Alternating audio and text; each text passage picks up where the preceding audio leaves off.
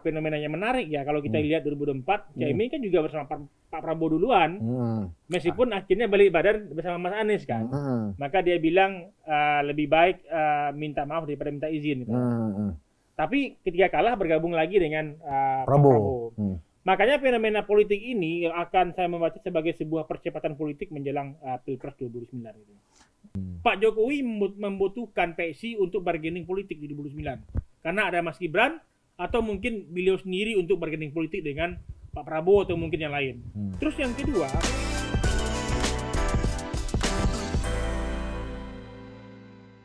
Oke, ketemu lagi dengan saya Ilham Saputra dalam program podcast Banyak Tanya oleh jawabpos.com. Kali ini kita bersama pengamat politik Arifki Ceniago, Direktur Eksekutif Aljabar Strategik Indonesia. Kali ini kita bicara perpolitikan Indonesia yang belakangan ini cukup ramai dibahas. Mulai sejak terjadinya adanya wakil menteri masuk jadi deputi gubernur BI, dan kayaknya munculnya Jokowi di rakernasnya PSI, PKB membuat sikap. Nah itu kan. Nah saya perkenalkan ini narasumber kita Arifki Ceniago. Selamat datang Bang Arifki. Selamat, terima kasih Bang Ilham. Undangan di Jawa Pos ya. Iya.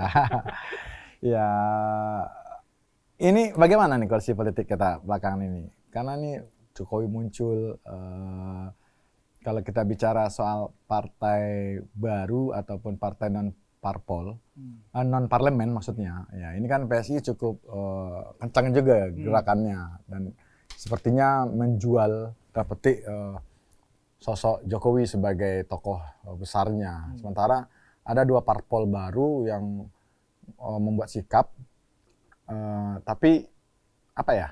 Yang salah satunya itu adalah gerakan rakyat ya. Ya ada sosok Anies di belakangnya. Bagaimana Arifki melihat peta politik kita saat ini? Ya, kalau saya membaca bahwa politik kita ini seperti apa mendahului waktu. Ibaratnya kan Pak Prabowo ini kan baru 1 tahun jadi presiden ya lebih kurang lah. Tetapi kan kalau kita membaca pergerakan politik, apakah itu dari Partai Gerakan Rakyat yang mendukung Mas Anies atau Lima Bangsa, meskipun kita belum ada tokoh yang menonjol tapi menjual Pak Prabowo, atau misalnya Pak Jokowi yang udah ingin mati-matian untuk endorse PSI kemana-mana. Kalau kita lihat pidatonya di Makassar, itu ditanggapi juga dengan pidato Pak Prabowo ketika bertemu dengan beberapa kepala daerah kan. Siapa yang mengkritik saya, silakan bertarung di Pilpres 2009. Dan itu pun juga disambut oleh PKB kan, bahwa akan dia mendukung Pak Prabowo 2 periode. Tapi saya membaca dalam konteks awal itu soal partai-partai baru, ini kan istilahnya early booking ya, pesan di awal. Kenapa seperti ini? Ini kan juga harus membaca bahwa PT 0%, artinya kalau kita melihat putusan MK, kan ruang untuk partai politik yang lulus verifikasi pemilu, maka dia akan mendapatkan kesempatan untuk mengusung capres sendiri. Maka kesempatan ini yang dimanfaatkan oleh partai-partai baru ini untuk mendeklarasikan capresnya lebih awal. Agar pertama tentu ingin mendapatkan efek ekor jas, agar partainya terbawa baik juga di pemilu 2009. Yang kedua, tentu ini juga kepentingan bagi orang seperti Mas Anies atau figur lain yang tidak punya perahu politik. Tapi kalau kita membaca ke depan, tentu secara konstelasi tentu masih dimiliki oleh Pak Prabowo. Dan kalau kita melihat dalam konteksnya itu apakah yang baru-baru ini, kenapa sih Caimin itu mendukung Pak Prabowo 2 periode? Ya kalau kita membaca kan Caimin kan juga fenomenanya menarik ya kalau kita lihat 2024 Caimin kan juga bersama Pak Prabowo duluan, meskipun akhirnya balik badan bersama Mas Anies kan, maka dia bilang lebih baik minta maaf daripada minta izin gitu. Tapi ketika kalah bergabung lagi dengan Pak Prabowo. Makanya fenomena politik ini akan saya membaca sebagai sebuah percepatan politik menjelang Pilpres 2009 gitu. Apakah kondisi konstelasi soliditas kabinet atau pemerintahan Prabowo saat ini mulai ada yang memainkan situasi menuju 2009? Karena kan ini baru running menuju 2 tahun, masih ada 3 tahun lagi. Apakah politik kita ini udah mau mencari panggung apa? Karena kan partai yang ada di parlemen sekarang relatif tidak begitu keras terhadap pemerintahan mengkritisi program. Apakah karena program Prabowo ini terlalu baik atau gimana? Ya, kalau kita melihat dalam fenomena politik di kabinet atau mungkin oposisi setengah hati, atau kita lihat apakah ketika PDIP itu lebih suka menggunakan istilah penyeimbang dibandingkan oposisi, apakah ini menunjukkan bahwa PDIP nggak mau juga terlalu terisolasi sebagai partai oposisi dengan pemerintahan Prabowo? Apakah kepentingannya ingin juga melihat kursi kabinet di pemerintahan Prabowo, atau memang ini bargaining bagi PDIP untuk melihat kursi cawapres di 2029? Makanya dalam konteks ini kita membaca memang kelemahan partai politik terutama oposisi di DPR, karena memang mereka itu merasa bahwa cukup menguntungkan mereka tinggal terlalu keras karena ada peluang di 2009. Namun kalau kita melihat dalam konteks apakah hari ini koalisi Pak Prabowo itu adem-adem, ya dalam konteks formal juga wajah publik itu juga adem-adem. Tapi kan juga kita juga harus membaca bahwa tentu ada yang juga ingin menyiapkan diri, apakah kembali jadi cawapres atau memang itu menyiapkan diri atau sebagai cawapres alternatif. Tapi sampai sejauh hari ini tentu beberapa calon ini juga realistis ya, bahwa cukup rugi bagi mereka itu menawarkan opsi sebagai calon presiden. Makanya hari ini pertarungannya cukup yang muncul itu antara Mas Gibran atau Caimin dengan Mas Gibran dengan AHY. Makanya kalau kita melihat sikap politik Demokrat, tentu dia juga akan mengincar posisi politik sebagai cawapres. Makanya hari ini yang perlu ditunjukkan bagi anggota kabinet yang ingin jadi cawapres itu loyal dengan Pak Prabowo. Apakah programnya baik atau buruk hari ini tentu kita ulas nanti di 2 tahun ke depan. Kan jelas, tapi secara oposisi atau misalnya kalau dilihat PDIP kan juga nggak kencang juga mengikuti beberapa program-program yang dimiliki oleh Pak Prabowo. Iya, dalam kondisi demokrasi sekarang, apakah menjadi oposisi posisinya tidak menguntungkan bagi parpol menjelang 2009? Kalau bagi saya sangat menguntungkan sebenarnya. Tapi untuk jadi oposisi kan juga butuh napas panjang. Ini kan juga butuh logistik juga untuk oposisi kan. Seberapa baik dia itu menjaga orang-orangnya. Terus yang kedua, seberapa baik dia menjaga oksigen politiknya agar tetap bernapas kan. Karena kenapa pertimbangan seperti itu? Karena untuk menjaga isu tetap mendapatkan atensi di ruang publik kan butuh biaya politik yang besar, juga waktu dan juga gagasan. Maka ini tantangan bagi oposisi. Karena kalau kita lihat hari ini, misalnya Anies Baswedan dengan munculnya Gerakan Rakyat, setelah muncul deklarasi, hari ini kan juga ada macam lagi kan. Itu menunjukkan bahwa untuk biaya untuk menciptakan momentum itu besar. Karena memang biaya yang paling murah itu menebeng di momentum. Tapi untuk menciptakan momentum itu biaya mahal. Maka ini yang cukup menyulitkan bagi oposisi. Dan saya rasa ini yang juga akan realistis dipikirkan oleh AHY. Kalau kita melihat kontestasi menjelang 2004 ketika Bu Mega itu maju, lalu kan SBY kan menepi dalam konteks kekuasaan.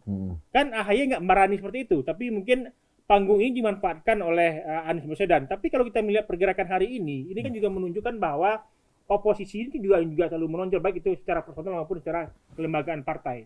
Namun yang kita lihat hari ini, oposisi muncul malah lebih ramai di media sosial. Nah, itu orang yang tak puas dengan Pak Jokowi dan tak puas dengan Pak Prabowo.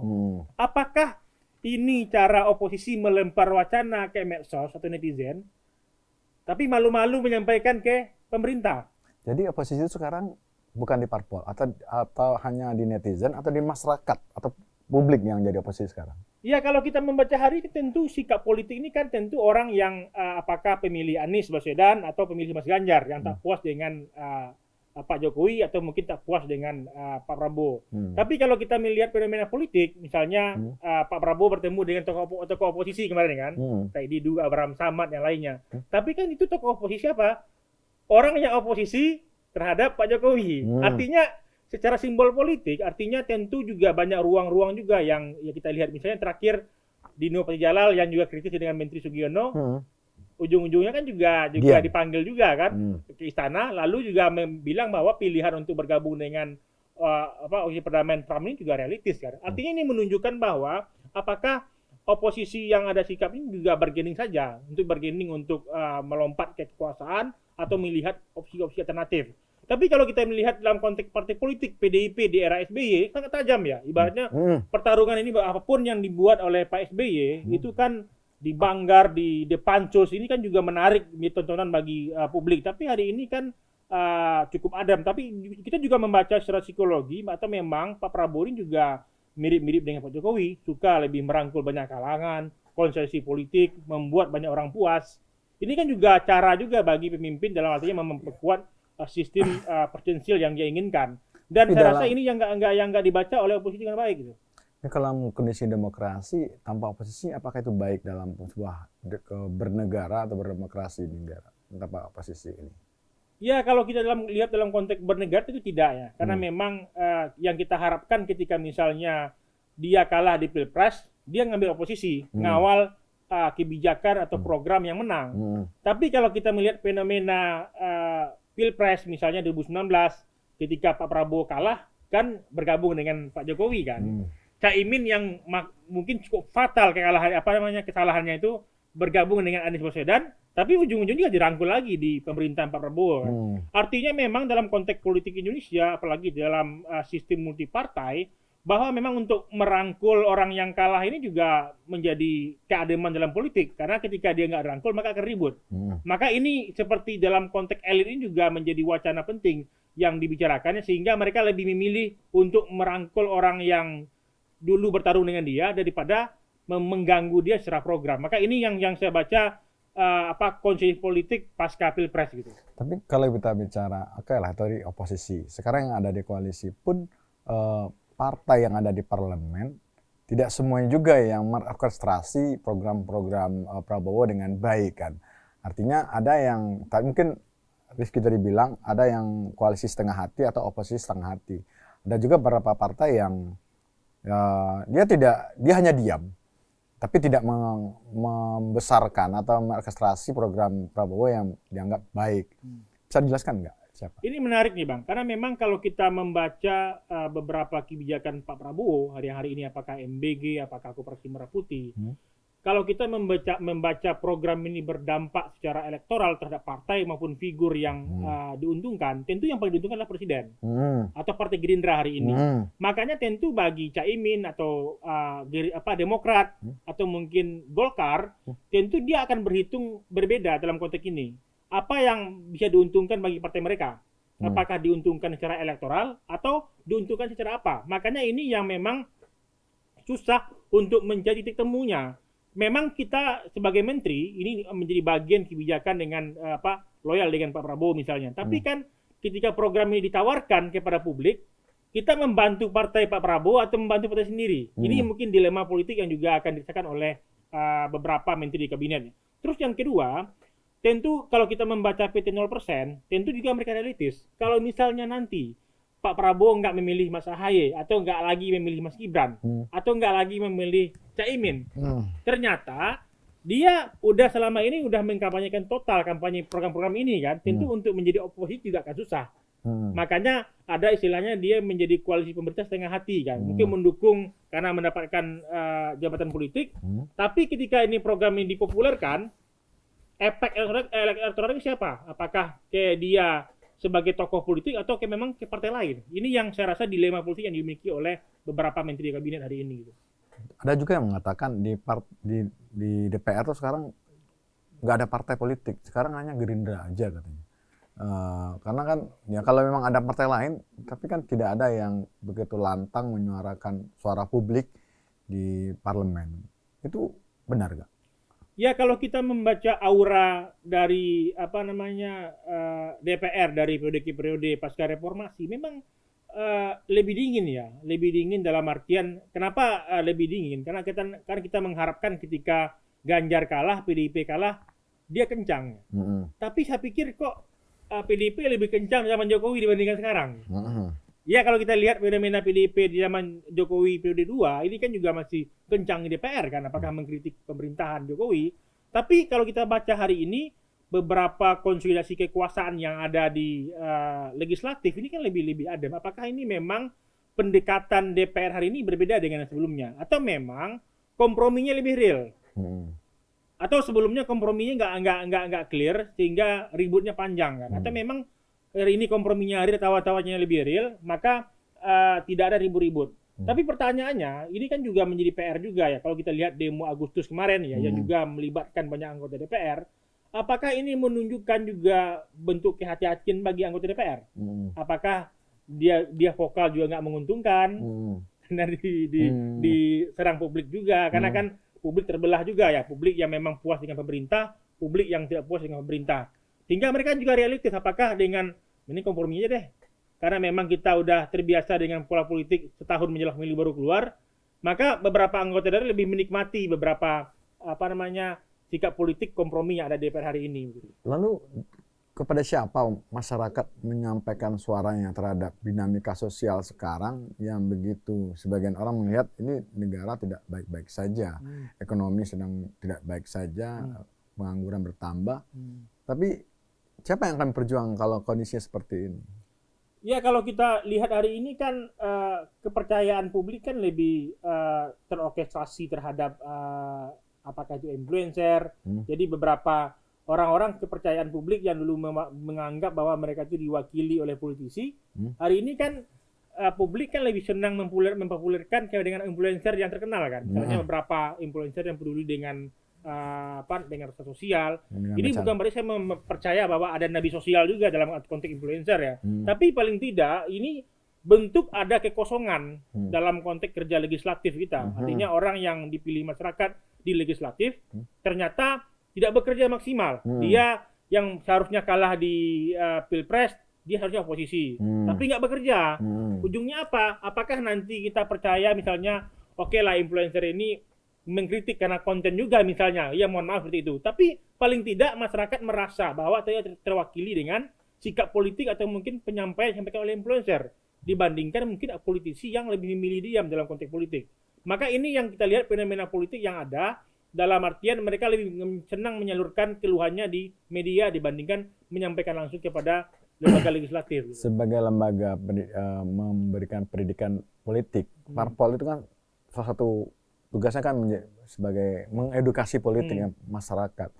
Sekarang kan tidak begitu baik dalam edukasi politik. Buktinya masyarakat tidak lagi percaya menyampaikan aspirasinya lewat partai, tapi lebih pada influencer. Terus gimana ke depan? Ya ini cukup menarik ini kalau kita kaitkan dalam konteks isu pilkada lewat DPRD ya, atau langsung yang lagi populer kan.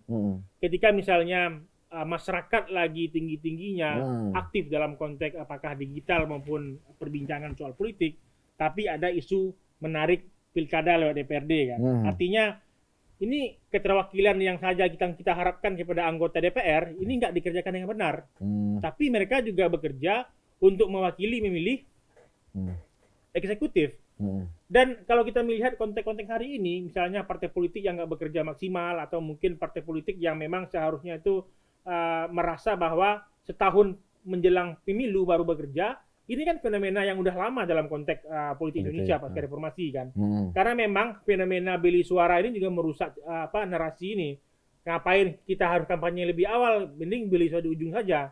Fenomena ini yang juga merusak kesempatan bagi politisi, ngapain harus mengabdi lebih awal, ujung-ujung lupa juga kan. Hari ini mungkin banyak program yang diberikan politisi, tapi ketika ada yang menyiram di akhir H-1 nantinya di pemilu, maka itu yang dipilih oleh masyarakat. Maka fenomena ini juga akan salah satu merusak dalam konteks pemilu. Terus kalau kita membaca partai politik, memang partai politik ini juga dalam artian lebih suka yang lebih cepat-cepat saja daripada membangun pendidikan politik atau mungkin menyiapkan orang terbaik di politik. Tentu mereka lebih suka memilih misalnya ketika di akhir siapa yang punya uang, siapa yang paling populer. Ujungnya fenomena-fenomena ini yang lebih dimanfaatkan oleh partai politik dalam konteks untuk menjulang suara dibandingkan orang yang memang mati-matian berjuang dalam konteks membesarkan partai politik. Gitu. Artinya politik praktis tetap ada ke depan juga kan? Tidak akan mungkin dipungkiri terjadi politik praktis ini. Ya tentu masih ada, karena memang nggak bisa kita lepaskan dalam politik praktis. Ibaratnya keberadaan partai politik masih ada. Hari ini kan lagi bahas nih ambang batas parlemen yang lagi ribut ya, ibaratnya partai kecil ingin 0% untuk masuk parlemen, tapi partai besar merasa bahwa janganlah terlalu ekstrim. Karena ini saling kanibal saja Bang. Karena ketika misalnya partai kecil itu mengharapkan 0% untuk masuk parlemen, itu ruang mereka lebih terbuka kan untuk masuk kan. Tapi bagi partai besar ketika partai kecil masuk, maka suara mereka berturun. Ini kan saling kanibal saja nih. Maka ini yang kita lihat dalam konteks pertarungan. seberapa baik partai-partai ini menawarkan idenya dalam konteks politik dan baru bisa diterima. Makanya kalau ini juga momentum juga bagi masyarakat sipil atau mungkin kalangan media karena untuk melihat fenomena sistem pemilu kita ke depan. Apalagi kita dalam konteks pilpres ada PT 0%. Tapi kalau dalam konteks parlemen kan ada berapa 4%. juta suara yang hilang di 2004 kan. Kayak PSI, kayak Ganura, ini kan juga orang kan juga milih mereka, tapi karena mereka nggak sampai 4%, mereka nggak bisa menyuarakan ini di DPR karena memang kita belum bisa belum memiliki konsep tentang koalisi campuran di DPR. Gitu, Bang. Bicara tadi di awal hadirnya sosok Jokowi di PSI, hadirnya Anies di Gerakan Rakyat ya. Seberapa jauh sih dampak kehadiran sosok Pak Jokowi di PSI menjelang 2009, sementara PSI ada di pemerintahan, Jokowi sendiri sudah tidak lagi jadi presiden kan, artinya apakah yang bisa menggaransi PSI nanti masuk parlemen dengan hadirnya sosok Jokowi ini? Ini menariknya Bang. Jadi soal PSI di endorse oleh Pak Jokowi ini kan juga uji kesaktian Pak Jokowi ya. Uji kesaktian. Kenapa saya bilang uji kesaktian? Karena ketika misalnya PSI ini hanya lolos, ini baru mendapatkan efek ekor jas. Ya hanya mendapatkan efek karena kan kalau lihat kita sebelumnya kan ya nggak begitu vokal kan Pak Jokowi. Karena kan kalau kita lihat fenomena Mas Kaisang jadi ketum PSI kan di ujung tahap menjelang 2004 kan, belum di awal. Kalau memang hari ini Pak Jokowi total membantu PSI, kalau hanya untuk masuk parlemen itu masih mendapatkan efek ekor jas. Tapi kalau tiga besar atau mungkin bersaing dengan Golkar atau PDIP, itu baru sakti Pak Jokowi. Baru sakti Pak Jokowi. Pertanyaannya hari ini kan tentu kita baca dalam dua fenomena. Yang pertama migrasi dari beberapa partai ya, ibaratnya dari Ahmad Ali, dari Nasdem, beberapa partai politik yang ada di Golkar ke PSI. Apakah ini simbol dari gelombang elit politik yang suka dengan Pak Jokowi ingin pindah ke PSI? Tapi dalam konteks suara, apakah ini juga akan bisa diukur? Karena kan dalam konteks hari ini kan hari yang berkuasa kan Pak Prabowo. Dan yang aktif kan Mas Gibran. Artinya secara politik tentu Pak Jokowi masih memiliki nilai elektoral, misalnya tentu di Jawa Tengah, yang lainnya. Tapi bagaimana sih dalam konteks mengkonversi elitnya? Apakah tentu kan nggak mudah juga orang seperti Bang Rudi Mase yang udah wakil pimpinan Komisi 3 meninggalkan jabatan anggota DPR RI lalu bergabung dengan PSI. Tentu ada tawaran lain kan? Dan bagi orang yang partai sekelas Nasdem yang udah masuk parlemen, tentu mereka juga harus realistis kan. Tapi bagaimana ke depan kelemahan dari PSI kan memang masih dalam memperkuat posisi politiknya di akar rumput, Bang. Kalau kita menghitung dan melihat beberapa anggota DPRD PSI yang terpilih, ini kan cenderungnya kan di perkotaan, bukan di pedesaan. Atau kabupaten lah. Antara kabupatennya masih lemah. Makanya pesan Pak Jokowi di Kernas kalau kita dengar pidato lagi, perkuat jaringan, saya akan tunggu sampai akhir 2026. Makanya sampai hari ini kan Pak Jokowi belum ketua dan pembina. Apakah Pak Jokowi lagi menunggu struktur PSI baru kuat, baru dia bergabung atau bagaimana? Tapi yang jelas PSI dan juga Mas Gibran atau PSI dengan Pak Jokowi ini ibarat mata uang, Bang. Dua sisi, saling menguntungkan. Pak Jokowi membutuhkan PSI untuk bargaining politik di 2009 karena ada Mas Gibran atau mungkin beliau sendiri untuk bargaining politik dengan Pak Prabowo atau mungkin yang lain. Terus yang kedua, PSI butuh ikon simbolik. Kalau Abang lihat ini kan partai-partai pasca reformasi kecuali Golkar ya, tentu sangat diuntungkan dengan sebagai partai mantan presiden. Oke, PKB kan masih kita anggap sebagai bagian dari Gus Dur, meskipun dibesarkan oleh Caimin kan. Dan Megawati kan mantan presiden juga. Bahwa kebesaran dari PDIP kan juga ada peran Megawati. Demokrat, kan ada Pak SBY aja kan. Ibaratnya Demokrat tanpa Pak SBY kan kehilangan ruh kan. Makanya ini yang kita lihat apakah memang PSI itu yang menempel kepada Pak Jokowi yang udah punya 2 periode pemerintahan, tentu punya jaringan, punya legasi politik, punya dan lain-lainnya. Apakah itu bisa nggak dikonversi suaranya ke PSI? Ini tantangan bagi PSI ke depannya. Bagaimana dengan Anies? Kalau kita melihat Anies ini kan seberapa keberuntungan politik yang akan datang sebenarnya kan. Ini penting. Kenapa saya katakan seperti itu? Pertama, tantangan bagi Mas Anies ini seberapa baik dia itu melihat verifikasi Partai Gerakan Rakyat.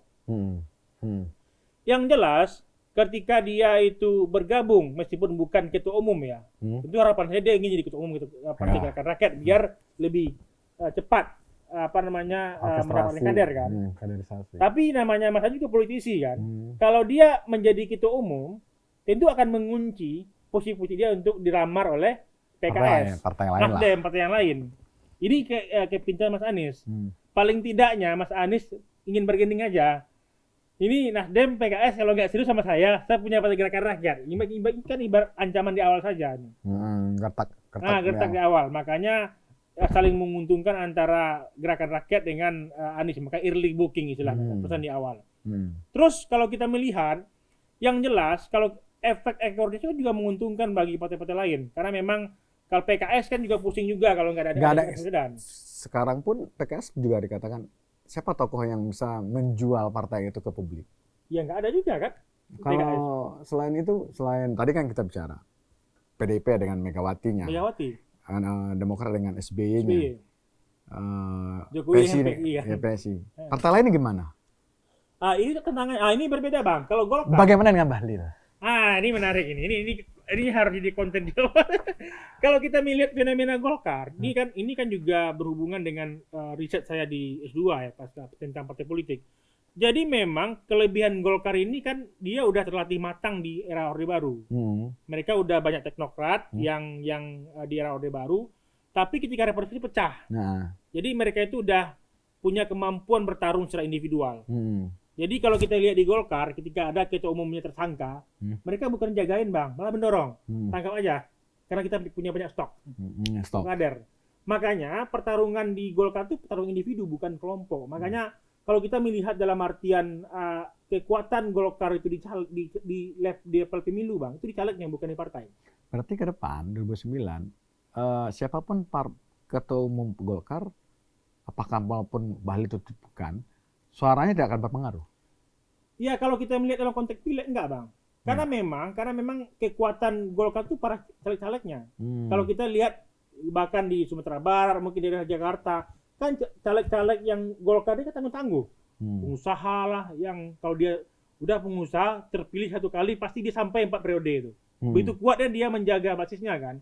Beda dengan partai-partai lain yang memang sangat bergantung dengan parti ID-nya, misalnya PDIP atau mungkin PKS, dan kemampuan tarungnya nggak setanggih dari Golkar. Makanya ini juga menjadi pengalaman bang, ibarat pengalaman dalam melihat karena memang Golkar terbiasa di era Orde Baru, tapi mereka tersumbat secara regenerasi kan. Regenerasi tokoh besarnya tokoh besar, ya. Dia udah besar di Orde Baru.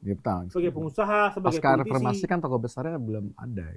Kan ada JK dulu kan. JK ya, memang Golkar lebih banyak teknokratnya, bukan ikon simbolik yang bisa ditawarkan ke Pilpres. Ini kelemahan Golkar. Kalau kita lihat terakhir kan JK yang baru kader murni Golkar yang bertarung di Pilpres. Umumnya kalau kita ARB, Erlangga, ini kan bargaining cawapres semua. Tapi kalau kita lihat dalam kontestasi di Pileg, ini kan Golkar nomor 2, nomor 3, nomor 3 kan. Ada kemungkinan nggak parpol yang ada di parlemen sekarang ini akan bergeser suaranya di 2009 dengan gaya politik yang sekarang yang relatif adem? Ada. Seberapa besar? Ya kalau kita melihat 50% akan mempengaruhi. Contoh seperti ini. Bahwa memang dalam konteks politik adem-adem ini yang diuntungkan siapa? Tentu Partai Gerindra. Atau partai yang mesin putihnya bagus. Kayak Golkar, yang secara kader-kader dia kuat kan. Tapi partai-partai yang cenderung menjual isu-isu, apakah isu ke masyarakat, isu yang berhubungan dengan empati ke publik, ini juga bingung hari ini. Ketika mengkritik kan jualan isu nih. Atau misalnya kalau PKS kan isu-isu yang berhubungan kemanusiaan. Hari ini kan nggak sekencang sebelumnya. Atau Nasdem yang dulu itu selalu nebeng dengan Jokowi. Hari ini Nasdem kan juga setengah-setengah nih, juga nggak oke dia itu menyatakan mendukung pemerintah, tapi kan nggak ada kursi kan, perwakilannya di kabinet kan. Pertanyaannya, terus PAN kan juga hari ini kan juga Pak Zulhas juga kalau kita baca pengen jadi cawapres, tapi seberapa kuat sih Pak Zulhas menjadi tawaran untuk jadi cawapres Prabowo? Apakah ini menjadi duet Prabowo Hatta Rajasa kan nggak mungkin juga. Tapi kalau kita melihat ini apa sih tawaran partai-partai menengah? Hmm. Oke, PKB ada basis Jawa Timur kan, tapi partai-partai lain kan nggak punya basis utama, Bang. Kalau PDIP ada Jawa Tengah, misalnya, itu pun bertarung dengan Gajah juga nanti kan, Nanti ya. PSI, Ya. dan juga Gerindra. Pertanyaannya, partai-partai yang nggak punya basis utama ini bingung nih. Dia mau ngapain untuk menjual? Apakah kalau dia mendukung pemerintah, tentu masyarakat akan mending gue pilih Gerindra.